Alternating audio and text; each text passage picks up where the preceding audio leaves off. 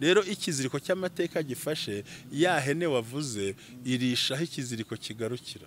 Hari igihe natwe satana tuzirika ikiziriko ugasanga umugisha ugenda ubona uringaniye n'ikiziriko ufite, ugasanga urizenguruka n'ubwo ihene yabona ubwatsi bwiza hariya ikaba itahagera kubera imbogamizi yitwa ikiziriko. Pastor, hari n'ibindi bintu nibutse.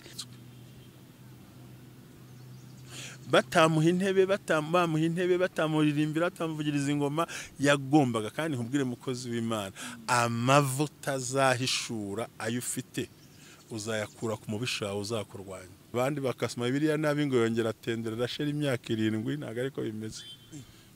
Niko nabisomye musho. Bibiliya nyikwereka se. Yaramubwiye ngo mari iminsi 7 y'uwo tugushyingira undi. Ubundi rasheri yamutende yamufite mu rugo. Kwese ndeba cyane. Nshuti z'Imana bakurikiye umwe bwabera n'abandi bakunda ijambo ry'Imana, nyaboneka mu ntege nke zacu twirinde kugira nabi. Byose tubyishyurira hamwe. Mu ijuru ntawe uzajya kwishyura wereka. Mu ijuru ni ukujya guhembwa. Byose tubyishyurira hamwe. Urumva hano kubonye amagambo ngira ngo wese yumva n'ubundi. Aramutenda urumva deja batamuha wa mugore we barabana ndetse ngo ahita yanga na ntuze nare ya burundu. Mane ati nanjye nkwerekere karashera ukunda ngira uko mbigenza. Yakiranye n'ibitekerezo bya bene wabo. Akirana n'ibitekerezo bya Labani nyirarume. Arabanyaga. None ikindi yahagaze no kwizera Imana ko yamuhindurira ubuzima. Ubundi ntawe unesha Imana. Ni ibisobanura ngo ku bantu urabohotse no ku Mana urabohotse. Ukuntu yibamo iyo ufite ubwoba ntibabasha kuyicamo. Yavuze ngo ikiziriko kikaba gikomeye, ariyo mpamvu Yakobo nawe. Rero umukristo wansanga ati ndabonye bingoye ngira gutya, bitambona ko yahuye n'intege nke zo kureba umusozi umuri imbere kuruta kureba imisozi yatambutse kandi yari ikomeye. Erega aho twaciye yarakomeye mukozi w'Imana. Aho twanyuze dukambakamba turabana turya ibinonko turya ibinyabwoya turya kambakamba twapfa umuntu adukandagiye kugira ngo tubaye abagabo turimo tubyara dufite imbaraga turimo tuzamuka. Ubu nibwo satani yagukangisha akantu gato kandi hari ibigezi binini wampaye kwahirika tajunguje ijambo rikurimo gusa. Ati bari abantu bavuga mu ndimi ntumva kuko buriya abadukurikiye babimenye ururimi rwo mu ijuru rwavuye ku Mana, satani ntarumenya. Ati bavuga mu ndimi barangiza bakavuga mu ndimi bakaguruka bakumuriro sinabashobora. None nge icyo nahisemo naboshye ikiziriko kirekire, akaziriko karekare buri bagiye kubwiriza bakambaye, bavuga ubutumwa bakambaye. Ati ningeraho nge nkurura ndebe ko bahari. Ati se kameze gute? Nzabarekera kuzura umwuka wera, umwe musigire kugira ishyari, undi musigire kugira umujinya, undi musigire irari, undi muhena gasanga nubwo bigisha ariko hari akaziriko kamateka ariko gashingiye ku cyaha. Naryo nubwo apfa ariko ryo ntiripfa kandi rihora rihagaze, kandi izina ni ry'abarozi bashingiraho. Burya izo ari umuntu agiye kurba ati uwo muntu uje gushishikisha yitwa nde, ukavuga izina rye, ukirivuga bahita bakurura bakazana. So rero Yakobo yagombaga kwambuka nk'uko abadukurikiye bagiye kwambuka 2022 tujya muri 2023. Hari ikintu kigomba guhindutsa ku buzima bwabo kandi nawe niko zagenzwa.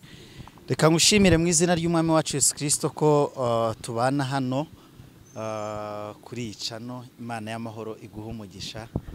Reka nakire mushumba abakire, namara kubakira anatwakire kubera ko arabakira, twakire tubone gukorana ikiganiro. Muraho neza mushumba. Muraho cyane, amahoro y'Imana nabane nawe mu izina rya Yesu. Twakiriye abantu bose rero ku bumwe bw'abera ministry kandi turakwakiriye. Wa mugabo ariko ndanagukunda buri ndanagukunda n'ukuri, ndanagukunda kandi ikindi suko ntago nari nkuzi birumvikana, ariko abantu mwagiye mukorana barakunshimiye. Burya amagambo ubwiwe n'abandi bantu byatumye numva nkwemera Imana ikompera umugisha. Uraza kwivuga nawe bakumenye kandi urakoze kubugiye ukorana n'umwe bw'abera ministry. Imana iguhe umugisha mu izina rya Yesu.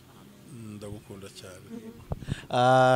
Narezwe na Revera Pasteur Pierre Caraveri yigeze kunyigisha ikintu, arambwira ati nujya gukorana n'umuntu mukuru cyangwa se ugiye kwakira umuntu mukuru uzareka kwakire. Niyo mpamvu nanze kuvuga ubumwe bw'abera ministries kandi ari mwebwe basiwo, ndareka kugira ngo mubivuge mbone nanjye kubivuga. Nitwa Emmanuel Twishimire umugisha, ni umunyamakuru. Nubwo uyu munsi nagiye gukora nk'umunyamakuru, ngiye gukora nk'uri munsi y'amavuta ya mushumba, tugenda tuganira twungurana ku ntego mufite yo kurangiza umwaka wa 2022 mwambuka muri 2023, muvuga muti ntiwambukane ibigeragezo, inzozi mbi, imiruho n'amakuba, ibyaha, ubwo noneho n'ibindi byinshi cyane bibangamira umutima wawe byatuma Imana itakwishimira.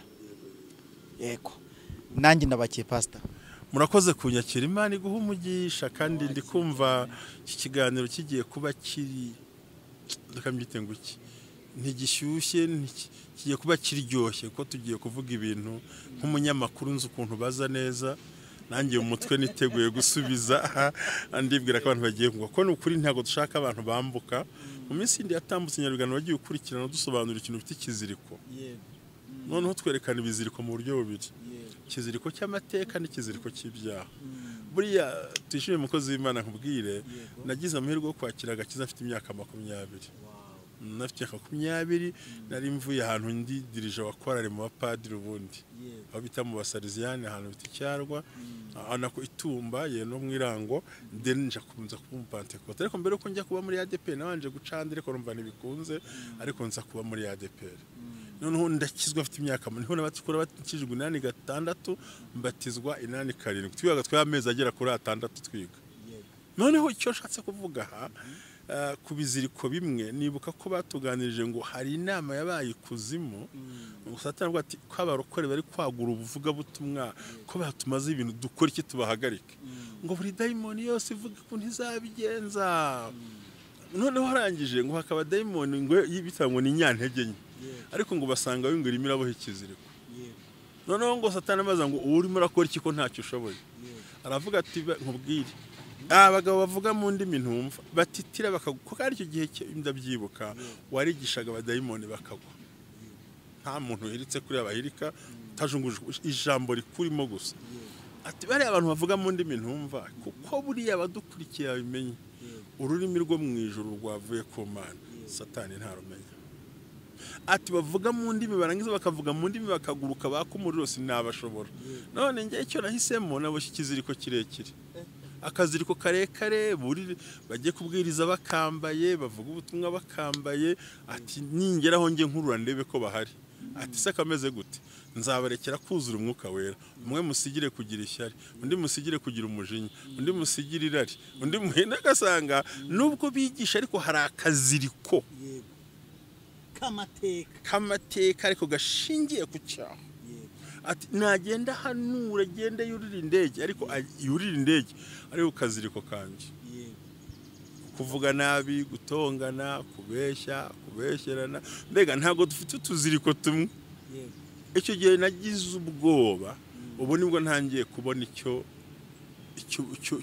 kiganiro icyo ari cyo. Umuntu aravuga akavuga kuzura umwuka wera agahanura muri rukaka, ariko yagera hanze ukumva aranagututse. Nta kaziriko rero. Ngo Satani avuga ngo iyo nama ndayishimye, reka baririmbire ku kiziriko, babyinire ku kiziriko. Ngayo ngo yo Imana y'amahoro iguhe umugisha. Nanjye mpise ngira ubwoba, mpise ntekereza uri kubivuga, kuko hari igihe uba wigisha akenshi cyane ngenda mbyuza, noneho nduje nsanga ni ibintu bikomeye cyane muri iyi minsi. Mbere ko twinjira mu kiganiro cyacu cy'uyu munsi, nshaka yuko tuza kuganiraho. Uyu munsi tugiye kuganira n'ubundi ni ikiziriko. Hari ikiziriko cyaziritse umugabo bajya bita Yakobo. Senga mushu.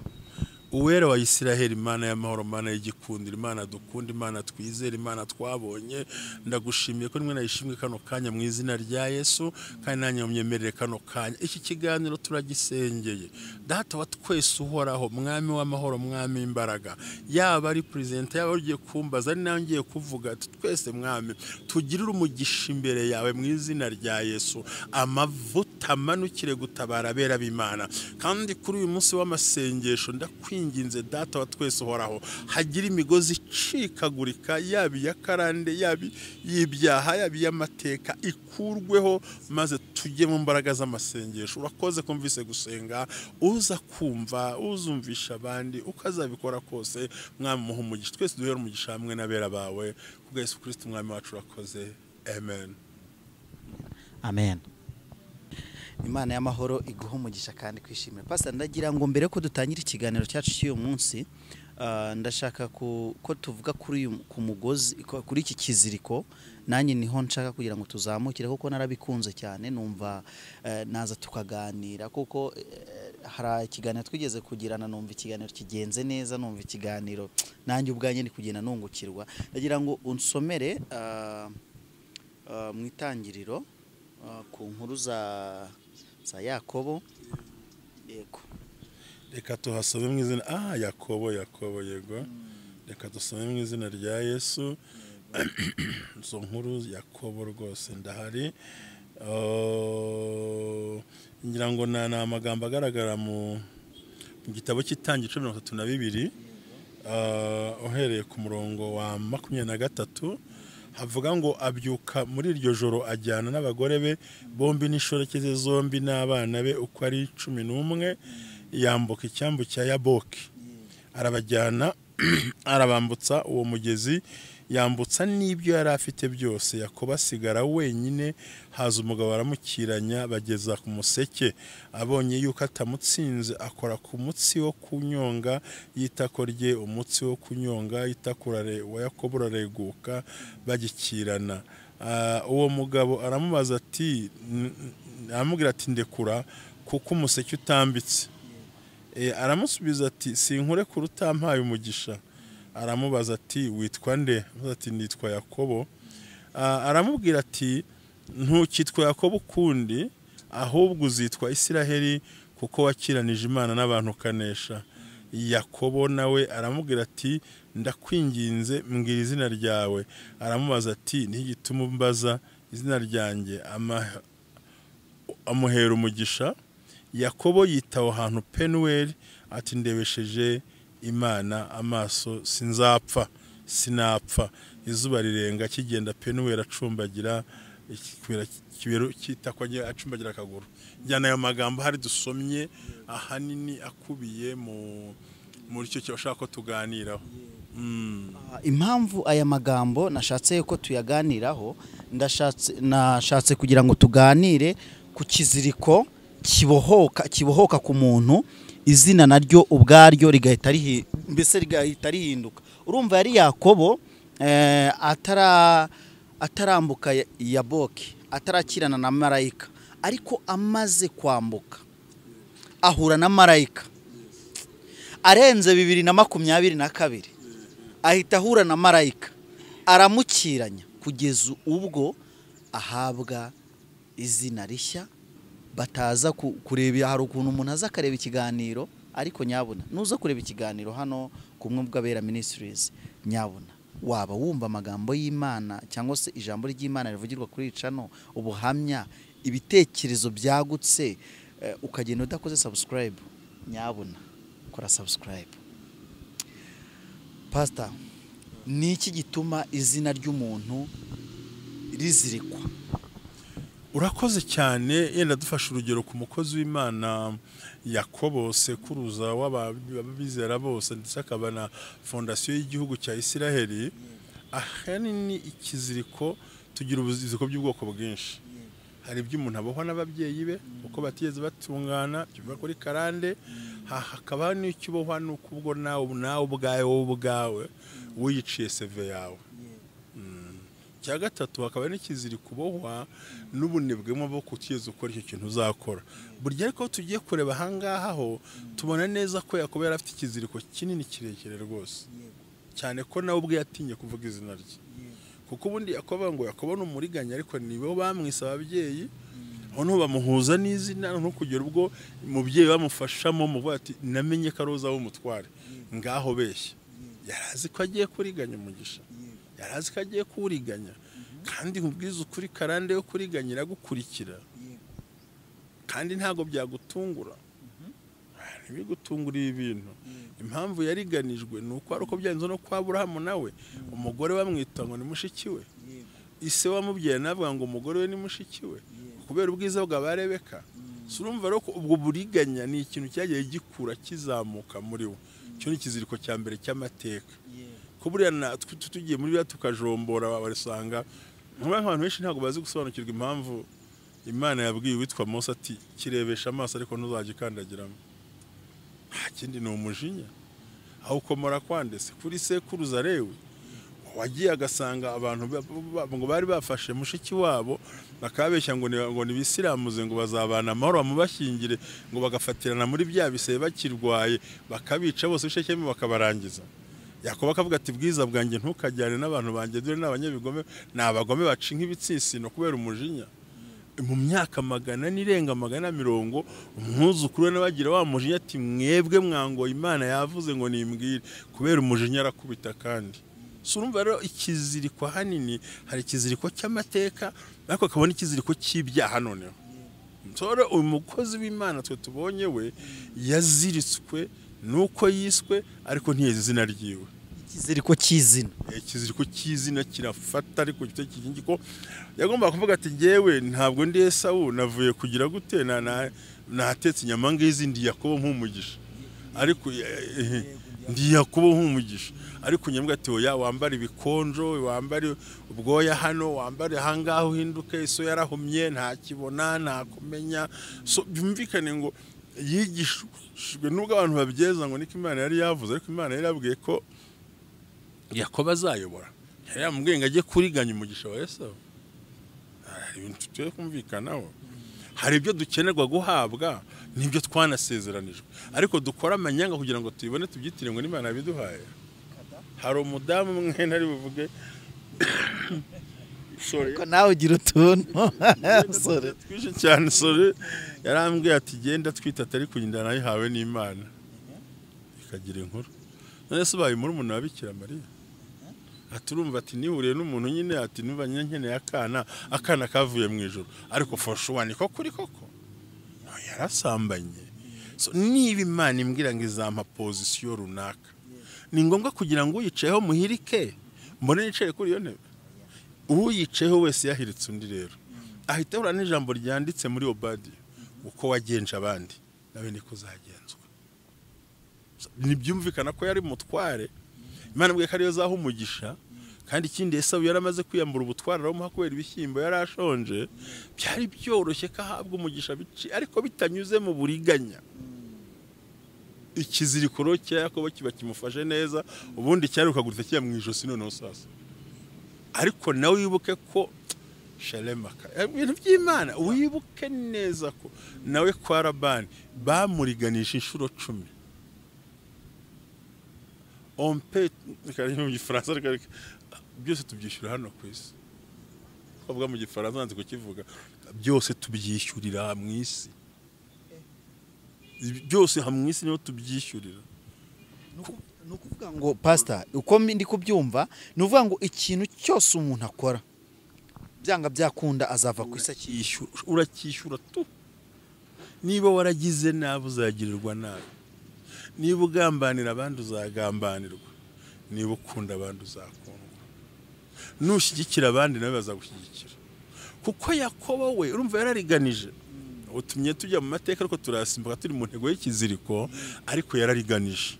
Bigaragara ko yagomba kubona umugisha biciye mu yindi nzira, ariko umubyeyi nk'umunyantege nke ati numvise Imana ivuga mwana, mwana yambwiye ati ariko mami cyangwa mama mubyeyi ningenda kuvumbura mu kimbo cy'umugisha simbona umuvumo. nyina aramubwira ngo umwana wanjye umuvumo wawe uzambeho abyumva uvuga ngo ntitukwiye imvugo y'Imana twisanisha na kamere zacu twishaka gucira bundi mu bintu bikomeye aba teologue cyangwa abantu bize theology basobanura bavuga ko Rebeka yagaragaje intege nke ashaka kwihutisha isezerano ariko by'ukuri ataravuganye n'Imana uko rizagenda make yaciriye inzira isezerano acira inzira umwana ariko bimuviramo kwangara bimuviramo gusohoka mu rugo bimuviramo kujya kuba umushumba kandi yari mu rugo ari ruzima batakaza umukozi wafashaga urugo rucikamo kabiri ese wagiye ngiyo kuko ese ngo yabonye ko ngo kurongora umunyamahanga bibarakaza ahita abikorera iki yumva cyane kuko ngo cyamurakazaga ko bibazanye no byumva nyine ariko urumva yihutishije isezerano ni nk'abantu dushaka gucira Imana inzira njye nibuka nyangira utuntu se uwo mugabo amuvuze yigeze no kubera akarere kamwe muri ADP ntago muvuga mu izina Imana yambwiye ngo nzamuha imodoka ndabyibuka rwose umugabo ajya muri banki barayimuha imodoka yaramuzutaguje irapfa irahagarara kugera ubwo bayigurisha atumutwe n'utwari mu dushira agiye kubaza Imana amubwira ngo nakubwiye imodoka sinakubwiye kuyikopesha ibintu by'Imana ntabwo Imana ari nka imikorosite fashite imikorere y'Imana ntabwo ari nk'ukuntu dukanariza amazi tukayobora urakoze cyane pastor nibutse ejo ku kiganiro watanze uri kuvuga ku mugabo bajya bita Dawidi nawe yahuye n'ikigeragezo kimeze nk'icya Yakobo niba wibuka neza insanganyamatsiko wari urimo uvugaho kuntu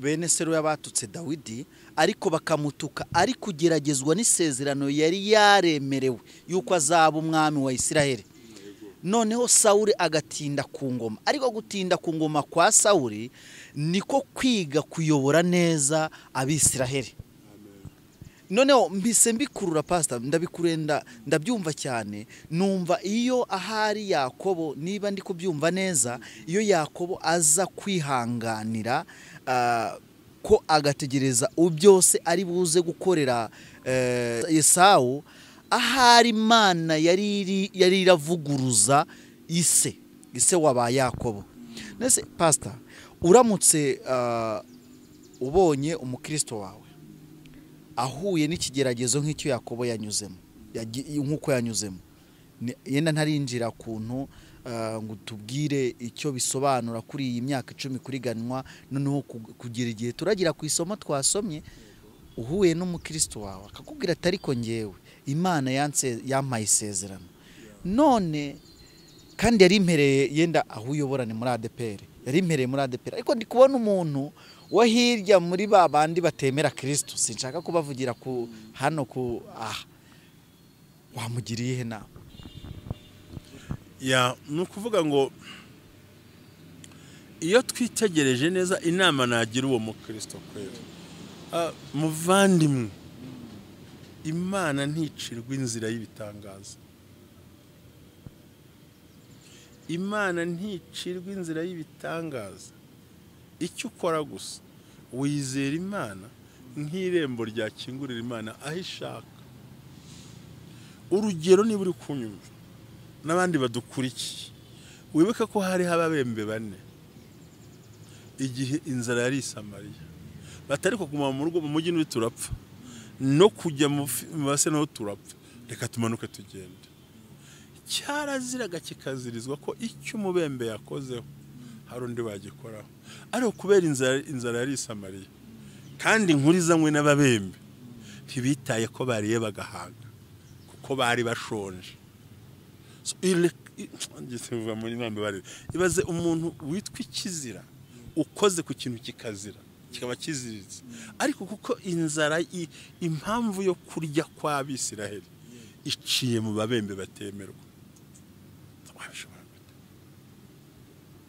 none pastor uyu muntu bishatse kuvuga yuko yakwemera kubera ko yakunze uyu musore cyangwa se uyu mukobwa yakunze uyu muhungu yakunze uyu mukobwa yakwemera akagenda bakibanira nta kibazo atabanje gusezerana se oya ngewe impamvu kwanza twari twemeranywe inshuti yanjye mu ijuru imbere y'Imana nta dini imbere y'Imana no umutima w'umuntu ariko umutima w'umuntu ugira pepiniyeri wazamukiyemo ugira naho ukorera ya mirimo tujya mu nsengero tubona aho dukorera imirimo n'ibikorwa bya Kristo ngwa kubiba twakabibayemo ariko niba ukundanye n'umuntu igituma wiba ujya kumusanga ngo mufata vase umuntu ujya kwishingira amaboko y'Imana yananiwe Yesaya 59 umurongo wa 1 no wa 2 haravuga ngo dore ukuboko kw'Imana ntikwaheze bananirwe gukiza n'ugutwe ntikwapfuye kugira ngo ngahubwo ibyaha byacu nibyo byadutandukanije nayo yangaruka itwima n'amaso so nuvuga ngo wa muntu we ararebye atakareba ubukene inzara ingwara atariko reka twigendere ducahanga ariko ugiye gute icyambere baraguca muri korari kabiri nta jambo uzagira iwanyu bambuye ibirori Imana yambuye kunezerwa kuko intego ya shitani nuko abantu bishingira wa munezero w'umuryango uzabure kandi umuntu wishingiyeho n'ubundi yanakwirukana so rero iyo amaso yawe arebye umusozi ukuri imbere byanga byakunda ucika intege ariko umukozi w'Imana ubundi si byiza kuhanga amaso umusozi ukuri imbere ahubwo werekeza umutima n'ibitekerezo ku misozi wamaze kwambuka kandi nta ruhare wabigizemo ahubwo ari y'Imana yakoze ariho Paulo yabwiye ko ngo iyaturokoye urupfu rukomemeza rutyo na nubira cyaturokora kandi zakomeza kuturokora so Imana ibitangaza by'Imana ntawo bicira inzira rwose bantu b'Imana umuntu ushaka gucira Imana inzira birakunanira uragonga urukuta ndinda kuguhurukira uwitwa Gideon ati giye ntambaraga ngira ati genda uko zingana afata ibihumbi 122 ati ni benshi gabanya yonge ni benshi gabanya asigaye nabo basigaye 300 nabo aravuga ngo afata imuri nta warwanya ariko Imana ikoresha inzozi z'Abasiriya mu kuvuga ikigomba kubaho arangije agize ubwo batari ko bigira ubwo bamanuka ugenda ugiye kumva mu ngando y'Abamidiyani ahageze asajyana n'umugabo witwa umuhungu Tepora baramanukana ba umugaragu ngo akihagera ngo asanga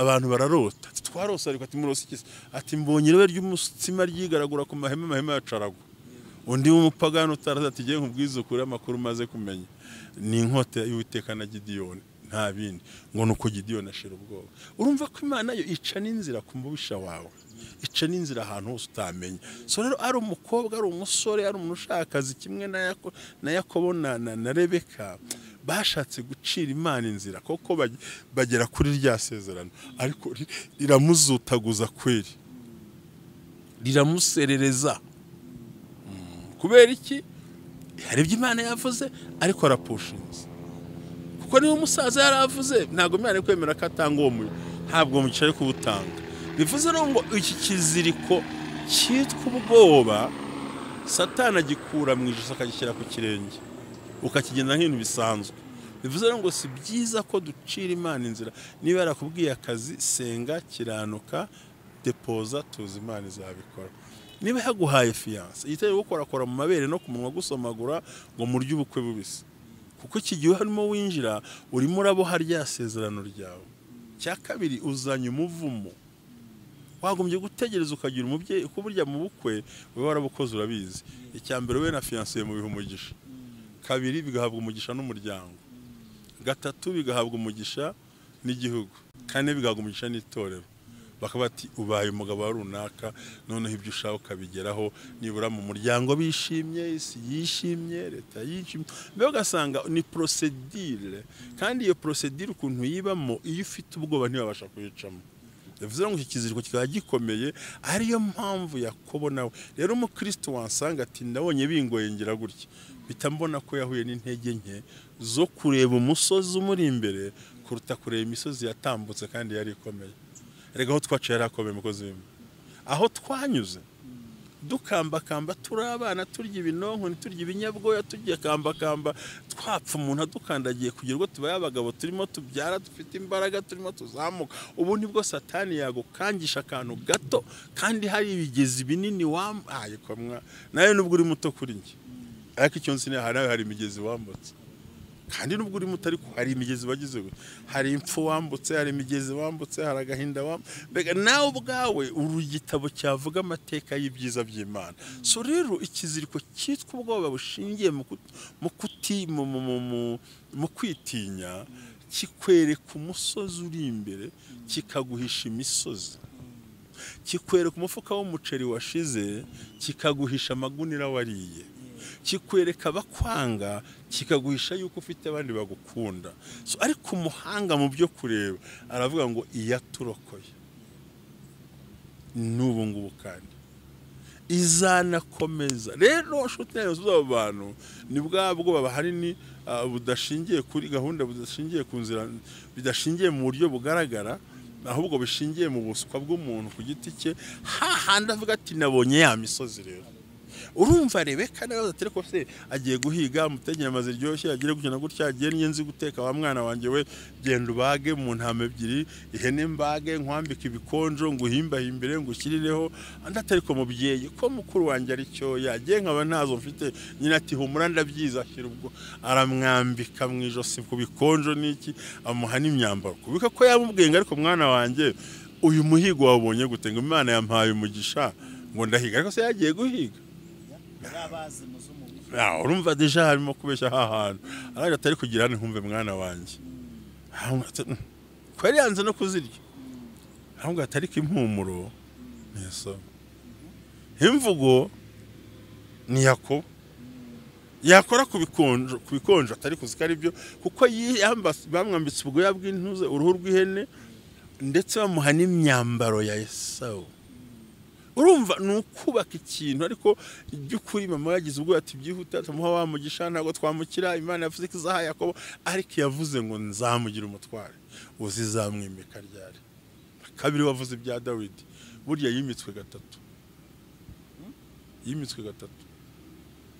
Ubwa mbere yabaye umwami w'Abisiraheli atagira igihugu ayobora,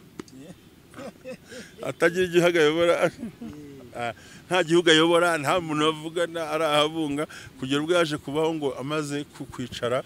Nyuma nibwo yaje guhangana na Goliyati, amaze kumwica, amavuta yaramenyekana. Dawidi Sawuli aramurwanya, ngo agiye mu butayu, ngo atangira kuyobora abantu 400 b'inguguzi, nabo yahereyeho. Umugabo uzayobora igihugu atangira kuyobora abantu 400. Yabanje kuba atagira uwayobora, ahubwo kuba bamaze kumwimika ajya mu ntama. Ubundi umwami ntajya mu ntama, umwami baramuragirira ntaragira. Ariko bamusaba amavuta yo kwitwa umwami, bene se baramupfobya. Ibiti amavuta yo mu nzu bati nyaroka she, genda hirya iyo ngiyo mu ntama, iyo ngiyo agenda ajya mu ntama nyine. Nta mwami ngo akajya acuragana agemurira bene se ku rugamba, agaruka mu ntama kandi ari umwami. Byumvikane ngo hari igihe amavuta atsikamirwa, ariko ntusakuze, ntujye kurwana no kuyashyira ahagaragara. Nta muntu abwenge ariko murantwaza ibyo kurya ndi umwami ngewe, ntago muzi ko banyimitse. Uyu munsi ntago ndi ngewe, ndi Dawidi mwami kingi. Ariko ngo akajya acuragana avirama, angagenda ajyayo agemuriye bene se, agemuye ari umwami baramugemurira, ahetse ibiryo kandi abami bamutwaza. Ariko kuko amavuta yari afite yanze ko apfumura igikuta ngo ajye kure, aravuga ati Imana izabikora. Patience, kwihangana muvande. Arangije kugemura ntibikunda, ahageze ngo asanga bashakuje bari kwisha, ariko uriya Mufilisitiya utuka Imana ni muntu ki ari, ngo asigira banshomotse, ngo turakuzi, ngo uko wibonekeza. Ati mbatwaye iki? Ariko mbatwaye iki? Mbatwaye iki? Kuko yari umwami wimitswe, nubwo atazwi. Nta muntu wagombaga kwica Goliyati ukire ku mwami wimitswe.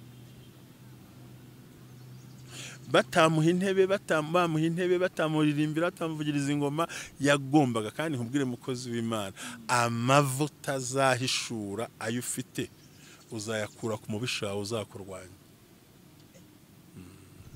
Yes, nzayakura ku mubisha wanjye uzandwanya. Pastor, ndashaka kugira ngo noneho twinjirire ahantu havuga ngo ni gute iki kiziriko cyaziritse izina ry'umuntu. Hari izina bundi, hari gutera imbere. Izina watubwiye yuko rigizwe n'ibyiciro bitatu. None iki kiziriko cyazirikiwe ku izina ry'umuntu, bitewe nuko bamwise, cyangwa se bitewe nuko hari ukuntu Satani yanduje ubuzima bwe. Buri izina ry'umuntu nibwo buzima bwe, ni naryo tuzahama, ngo buri muntu azamarwa mu izina rye.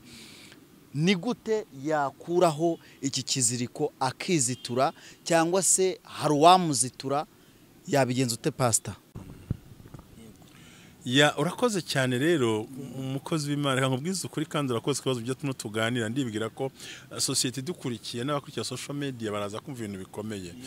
No kuvuga ngo tumaze kubona ko iki kiziriko cyazanywe no gutinya, ariko noneho unibuke neza yuko nubwo mbabarire gato nse nk'urazuza ibintu byinshi nihuta nze kujya ku kibazo wambajije, ariko biko ko amaze gufata bwa butware, amaze kwakira wa mugisha ngo byabe ngo akahita ahunga, kuko ngo Sawuli yaraje na Sara imenya ntiyawukura, amubwira ati ndaje papa, ati n'icyo atireka reka ati murumuna wawe yawutwaye, izina ni ryo muntu. Byahereye kuri se ndati nta nagake washigaye atireka reka ukuntu uzaba nugoma uzikura ku buretwa bwa murumuna wawe, cyakora inkota izagutunga. Nayo yaje kuba n'umukire burya akoresha amaboko, urumva arahunga arirukanka ngo ariko amare guhunga agera aho bita ku musozi wa Ruzi ari wo witwa Beteli, n'uyu munsi racyahari biragaragara muri Palestina, ngo ahageze arahirirwa 18 by'itangiriro, ngo araharara arahirirwa, ngo bukeye yagiye n'injye ku mugoroba agiye kuryama, ngo yendibuye muri ayo mabuye araryisegura, Imana ivugana nawe. Ntibibujije yuko wavugana n'Imana nubwo udakiranutse buryo. Hari abantu babyihenda ngo Imana yamvujije ngo ndakijijwe no. Akantu kandiye kuri aya mabuye. Uzuko ngo aya mabuye yenze amwe mu mabuye ya Abrahamu. Icyo nashaka kubwira ni ukuvuga ngo ni igicaniro isekuruza yubatse hari hashize imyaka 86 cyubatswe. Kanguha amakuru kandi ndikubwira abantu badukurikiye Pastor Rivera azi utuntu Imana ishimwe. Urumva ko yaratambye afite imyaka 76 kandi iyo gihe yatambye ataranabyara Isaka. Noneho amaze kumubyara Isaka amara imyaka 60 nabona kubyara. Noneho Yakobo avuga ko yahunze hagati imyaka 28 bango ni imyaka 86. Ariko ngo icyo kintu kuko burya there is a 3 cyangwa se hariho ibicaniro bine yubatse Aburahamu bitajya byibagirana. Icyambere ni cy'amahoro, ni icyo kurindwa, icyagatatu ni cy'amasengesho, ari cyo yubakiye aho Beteli bitango ni wuzi. None urumva hageze bakagicaniro cy'amasengesho arigendera. Ngo ariko umwana wahageri araryama, ariko ngo aza gutora ibuye rimwe muri ya mabuye yaragise igicaniro cya Aburahamu cy'amasengesho. Akirya Imana yigeze imubwira ngo ndi Imana yawe, kuko ntago Imana imuzi. Yambwiye ngo ndi Imana ya sokuruza. Haleluya. Ndi Imana ya sokuruza Aburahamu, nkaba Imana ya so. Iki gihugu ryamyemo nzakiguha. Ntiyavuze ngo ndi Imana ya Yakobo. Ariyo mpamvu natwe tugira imbaraga ziturushya ko ngira ngo nawe uyu munsi twicaranya. Ntago Imana yakubwira aha urakoze ndumva n'umuntu utajya ubeshya uvugisha ukuri. Ukuri guhari. Wambwira ngo wigeze usenga Imana yabwira ngo ndi Imana ya sokanaka. Oya nta n'umuswari kubera iki sitamuvuga. Nta bicaniro bizima badusigiye bavuga ngo ndi Imana yawe, marika kuvuga mu izina twishime nzakugira neza, ndi Imana yawe nzaguhamagara, ariko ntishobora kumeshoninga izina ryaso. Kimwe nuko nanjye data mu myaka maze nkorera Imana ngahamkorera Imana impamagara, ntigeze uvuga ngo ndi Imana ya so nta mbabazi na sokuruza se mitwe, kuko nta bicaniro bizima bagize. Ikibi ni ikiziriko cy'amateka. So ariyo mpamvu dufite haleluya, dufite amahirwe yo kwiyubakira umuryango ukomeye kandi uramye. Urumva Yakobo we abeshejweho n'icyo sekuru yakoze, abeshejweho n'icyo se yakoze, kimurindiye abantu batamurindiye. Impamvu ubona abana bakeneye duteraganwa n'abagore tugora n'ibibazo tugora n'akaga, nta yindi mpamvu ni ikiziriko kibi cy'amateka ba data badusigiye mu nzira. Aho urabyumva. Iramubwira ngo ndi Imana, ariko yisegura ryabo Imana iribo ishyiraho urwego. Araje ati noneho mbonye Imana imbwiriye hano, sinarizi ko nahaye hamvugishiriza muri karitsiye barantutse, nsize ndiganije, natorotse nirutse harya nahantu aho yahamvugishiriza. Amubwira ngo nukuri nzagendana nawe. Ariko nubwo yamusezeranije gutyo yagiye kwa Labani. Labani amuriganya ibihembo inshuro 10. Inshuro 10 zose. Kubera iki agomba kwishyura bwa buriganya yakoze. Rero urumva agarutse rero ahindukiye aho Imana imutabare ko ngo yaragiye no kubimwambura Labani. Yaragiye kubimwambura pe. Imana namubwira ngo ntukore ku muhanuzi wanjye, yaba ijambo ryiza cyangwa iribi ntaryo yemerewe kumubwira. Urumva ko Imana igikora, ariko still aracyari umuriganya, aracyafite ikiziriko. kuba turinzwe n'Imana ituvugaho ntibivuze ko n'ikiziriko cyavuyeho. Hari abantu bishyanga Imana yamvugishije ngo ndakiranutse, wapi ntumukoreho, yaba ijambo ryiza cyangwa iribi nta kintu wemereye kumuvugaho, ariko afite iki ikiziriko. Kubwo yageze ku mugezi wa Yaboke rero yambutsa abana be n'abagore, yambutse kwambuka tujya muri 23, yambutse ibintu bye, ariko we ntiyambuka kugira ngo atinjira. Bavuze ngo Imana ni ingarura, nzatanga kimwe mu icumi agira urusengero. Aravuga ati ntabwo nakongera kwambuka ndi Yakobo, nagiye ndi Yakobo, niba ntwaye inzo ngeri Yakobo, ko ngo yizo ashushanya uduti nkajya atera n'ibintu byinshi byabayeho n'abakoze. Ararakara rimwe aramukobwa mutendera imyaka 7 yose, aho kumuhereza wakunda mu wadakunda. Abandi bakasoma Bibiliya nabi ngo yongera atendera rashera imyaka 7. Ntago ariko bimeze. Niko nabisomye musho Bibiliya nyikwereka se. Yaramubwiye ngo mara iminsi 7 y'uwo tugushyingira undi. Ubundi rasheri yamutende yamufite mu rugo. Kwese ndeba cyane. nuko pastor mara iminsi 7 mbese ubara iminsi 7 utunze uwo muryamana umunsi ku munsi gushyingira uyu, ariho tuguha rasheri arangije burya yatendeye rasheri amufite mu rugo. Ijambo biriyaze ko ariko biri kiriyari abantu vuga ngo hari igihe tujya tugobokera ibyo dufite cyane. Amuga ati aka kantu nukuri kw'Imana uzutuntu oya ngomba kutumenya. Urabona haravuga ngo Yakobo ajya kwa Labani atenda rasheri imyaka 7.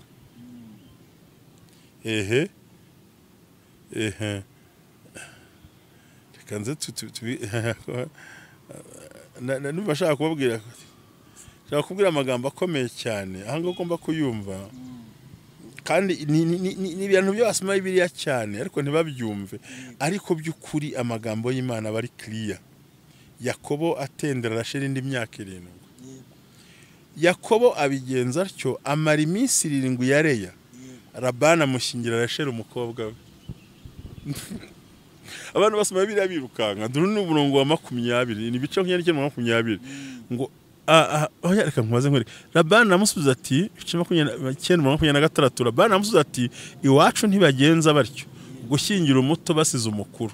Mara iminsi 7 y'uwo tubone kugushyingira nuriye, iyindi myaka 7 uzatenda. Yaramufite 28 ngo Yakobo abigenza atyo amara iminsi 7 yareya.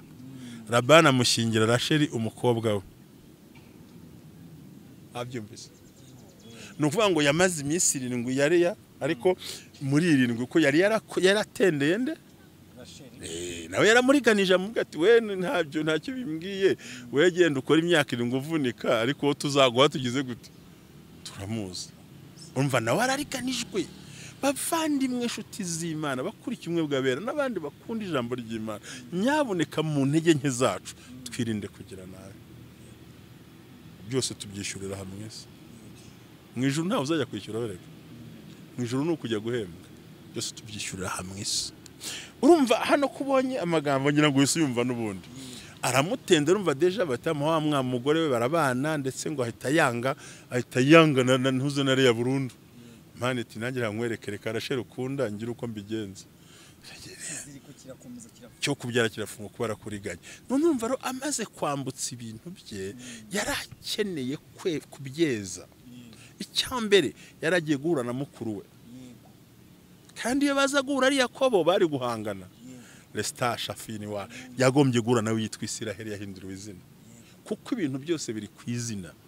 Kampani bakwizina, ikintu cyose ni kwizina, umuvumo ni kwizina, umugisha ni kwizina. Izina niriyo mbaraga z'umuntu, kandi izina ryo ntirijya ripfa. I'm telling you, izina ntiripfa.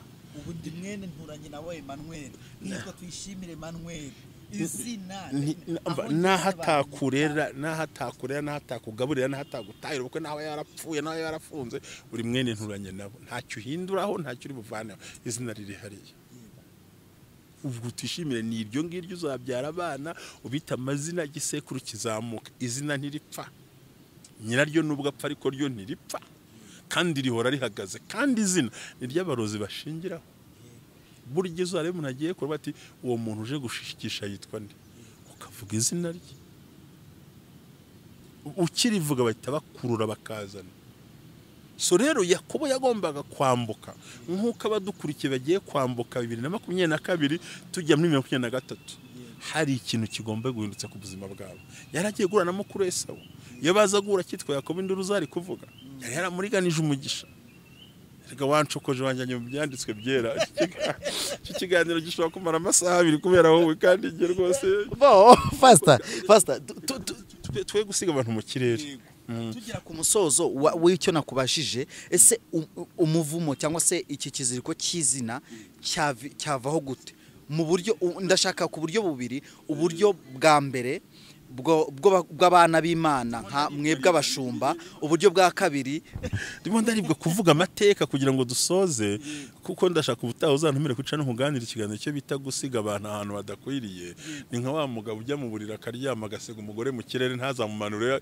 akamujyana mu kirere akamutayo reka twe gusiga abantu bacu mu kirere nabo ku ijambo ry'Imana twe kubasiga mu kirere bira bintu nibira gatsindwa nuko ukamushyira muri raporo ukayimutamo kitahira uti nuko nareshyaga sibyo natwe rero ku kintu tuganira ahangaha bamenye neza ko bati jewe ngiye guhura na mukuru wanjye Esawu kandi naramuhemukiye ibyo nshoreye nabyo nabikuye mu buriganya ntago kandi hari umusozi nahagazeho ndavuga ngo Imana ningarura amahoro nzashinga ntange kimwe mu 10 so rero ngo yambutse wasigara hanze ko yarazi ikiziriko kimuriho yarazi ko hariho uburiganya n'ibintu bitejejwe ngo maze ahura na marayika barakirana burinda bucya buri umva ko bambutse ya boki warahaguma burinda bucya bugiye kubakeraho ngo marayika ngo bati aramufata umutsi amufasha umutsi undi aracumbagira kuyobonaga byamugoye ndambwa atari ko se ku umutsi ko ngufasha ati vuga ati bundi sinkure ku rutamaye umugisha aho wakora hose undi aramuga ngo kuko wakiranije abantu n'Imana ukanesha iri jambo rirakomeye yakiranye n'ibitekerezo bya bene wabo akirana n'ibitekerezo byande bya Labani nyirarume arabanyaga none ikindi yahagaze no kwizera Imana ko yamuhindurira ubuzima ubundi nta unesha Imana ni ibisobanura ngo ku bantu urabohotse no ku Mana urabohotse sibyo ku bantu urabohotse no ku Mana urabohotse urumva amagambo arangije ko akabohotse ahantu hose nimubwo mbwa atari ku bundi we witwa ndi ati ndi Yakobo ati izina ni ryo muntu atuhereye uyu munsi wa none rero wiswe Isiraheli urumva deja yagize uruhare mu kwikuraho ikiziriko none yatanesha se iyo ihita yambuka kirukanka yabanje kweza ibyo afite kuko izina rimaze kwera automatically nazanka n'abagore byahise byera nabyo Imaraseka dafashije urumva ko yambwa ati wowe izina rirahindutse rimaze guhinduka ati ubwo nibyo imbere bigeze ambwa ati ntangagenda cuma nahavuga ati nanjye simita ya boke ndahita Penuel navuganye nitabasha gupfa kandi nagombye kubana gupfiriye aho hantu so urumva yabohowe niki yatindanye na marayika iyo ufite ikiziriko cy'ibyaha utindana n'Imana ikabona ko kikubohoraho ikeza ibintu byawe iyo ufite ikiziriko nanone cya karande n'amateka n'imivumo nacyo utindana n'Imana ubundi ibintu byose no gutindana n'Imana kuko Imana yabwiye nkunda ijambo ry'Imana umugabo umwe Yesu mwamura ndafashijwe ngo abwira Lazaro ngo sohoka ubyibuke 11 mu cyanditswe mu butumwa bwiza bwanditswe na Yohana yambwiye ngo sohoka Lazaro arasohoka ariko niba wibuka yasohotse ameze gute yarazingazinze ngo nahambiye apfutse mu maso n'amaboko n'amaguru ariko arasohoka yasohotse gute icyo ntabwo kubyibaza nyine na Yakobo yabonye umugisha gute kandi ariho umuvumo kuba umuntu ahambiriye amaso n'amaguru n'amaboko icyambere guhambirwa amaso ni meaning y'ijambo risobanura your destination is yafunze no gushobora kureba imbere urabyumva cyane cya kabiri amaboko yaraziritse kandi kuba amaboko yaziritse biravuze ngo hard working ibyo akora ntibizemera. Cya gatatu aziritse ibirenge. Yesu abavuga ngo ni mu mubohore agire gute? Umubohore ahasura uvuga ngo hari abantu bapfutse destination kuko umuvumo nakarande buri gihe bifata ahantu hatatu the major parts. Ahambere ni mu maso. Hahagarariye destination. Kuko Imana yabwiye Abrahamu ngo rambura amaso urebe. Aho urebesha igihugu Niho nzakiguha. Ntushobora kugeza umushinga aho utageze amaso. aho kandi gasubiremo pastor. Ntushobora kugeza umushinga aho utageze amaso n'ibitekerezo. Ngo ibyo tumva byako ibyo tumva n'ibyo utabona ntuzigera ubigira. Ibyo tumva n'ibyo utareba ntuzabibona. Uzamera nka Gehazi bohereje ngo ubonye iki ngo ntacyo mbonye. Ubonye iki ntacyo mbonye. Ku nshuro ya 7 ngo nibwo yabonye ikiganza. Sora abantu badashobora kubona. Nako umugaragu batatubwira. Okwayiriye. Umugaragu batatubwiye yahagiye inshuro 7 nta kintu arabona. So aho utageze ibitekerezo, aho utageze amaso ntuzigera uhageze ibikorwa. Yaraziritse amaboko pastor. Amaboko nayasobanura gukora. Yaravuze ngo icyo muzakora cyose nzabaha umugisha. Abantu bahawe umugisha w'akanwa ni abapasteri n'abashumba n'abahanzi nibo bafite akanwa kabagaburira. Abanyamakuru ariko se deshaye n'abanyamakuru raturumva imbaraga zo gutungwa n'akanwa. Ariko nabyo nakanwa kavuga ibikorwa. Sakanwa k'amagambo gasanzwe aho ngaho. So rero iyo ziritse amaboko aramubohora. Nuvuga ngo nubwo gatatu ni ibirenge. Nibuke Yosuwa itangira Yosuwa igitabo cya Yosuwa igice cya mbere umurongo wa 4 yambwiye ngo ntutinye ntushikame nzagusha kino gihugu aho uzakandagira hazaba hawe. Icyo twita niba nakandagiye kuri YouTube ngomba kubona views ntabanga ririmo, ngomba guhembwa nayo ntabanga ririmo. Ngo aho wakandagiye icyambere twagereje amaso, kabiri twanakoze turanahagaze. Yavuze ngo aho muzahagarara hazaba ahanyu. So rero Yakobo yarakeneye kubona gakondo. Yafunguye amaso yabonye intama. Imana imuhanaguye mu izina, ihamugaye izina ribi. Afite n'imitungo mizima ariko akeneye gakondo yo guhagararamo. Hamwe ni ukuri iki gihugu nzakiguha wowe ubwawe. So rero ukumva gutindana n'Imana byatumye aboka wa Cyakiziriko. Cyaba icyaha, yaba amateka, yaba icyo wiziritse, ya mateka yakuziritse ni amagambo 3 yonyine ni ukutindana n'Imana. Ukagira ubuzima butindana. Cya kabiri ukagira ubuzima budacibwa intege n'ibyo ubona. Ahubwo bukuvuga ngo ariko subundi nubwo nari kukizirika kuko nabayeho. Wibuke ko neza yo ndafashwe ngiye kuvuza indundo umusaza. Wibuke ngo yagize gutya ngafata ishoreke azishyira imbere n'umukumbi niki ngo aragenda bihereza Esau mukuru ko yamutinyaga. Ese baramubwira ngo ya ambwe ngo gumana ibintu byawe ufite ibimpagije. Shele Marques ntabwo uri kumva. Banza wumve kuko ntabwo bikiri ibintu bya Yakobo, ahubwo byamaze kwezwa nuko yahinduriwe izina. Avuga ati ntabwo nakwakira ibyo mshanga ati humura mwana humura muvandi mfite ibimpagije. Mu cyongereza avuga ngo ndanyuzwe gumana ibintu byawe. Wanyumvise ariko yagenda ari Yakobo. Mpereza vuba. Naho bagore n'abana zana hosha. Bamwe ngo mfite ibisaga ndahaze humura ngo barahoberana bagwanamo kubera iki ntahobeye Yakobo ahobeye Isiraheli. Imana iguhe umugisha. Pastor ndagushimiye nshimira n'abantu bari ku umwe bw'abera ministries. Imana y'amahoro ibaho umugisha. Ntabwo tugeze ku musozo ahubwo turasubitse kuko tugeze ku musozo ntago byashoboka. Nahuye na Reverend nukuri numva twakomeza uko ndikumva uko ahubwo biri kugenda nunguka buri hari ibyo nagiye mfunga ariko abantu bazashire muri comment batubwire aho twazakomereza nabyo biba byiza cyane mukajya mu mutuma mushumba kamubwira ibyo yabazanira burya biba byiza umushumba hari ihene zanga kurisha ariko ihene ikazi kamuri gatakamenya ko zikeneye kuri gatumunyu burya ntivuga ariko ishobora nge n'ibimenyetso by'ibyo zikeneye wasengera abantu badukurikiye twinjira mu mwaka mushya nukuri tubifurije umwaka mushya muhire na Noheri nizere ko mu mwayiriye neza ibintu biri bigenda neza amahoro y'Imana abane nawe. Muri gahunda y'amasengesho yo kutambukana ibintu byaturemereye. kandi buriya nkubwire tugiye gusenga nshuti, ikiziriko ubundi umuntu washinze ikiziriko, ikiziriko bagihambira nko ku nkomangizo, niko muyita cyangwa ishimangire nk'amangizo, inshimangiro, urumambo uko ubishaka, urumambo, kandi urumambo ntawe uruhondesha ikinonko, aruhondesha. Rero ikiziriko cy'amateka gifashe ya hene wavuze irisha aho ikiziriko kigarukira. Hari igihe natwe Satana tuzirika ikiziriko, ugasanga umugisha ugenda ubona uringaniye n'ikiziriko ufite, ugasanga urizenguruka n'ubwo ihene yabona ubwatsi bwiza hariya ikaba itahagera kubera imbogamizi yitwa ikiziriko. Pastor, hari n'ibindi bintu nibutse, ndakwinginze senga.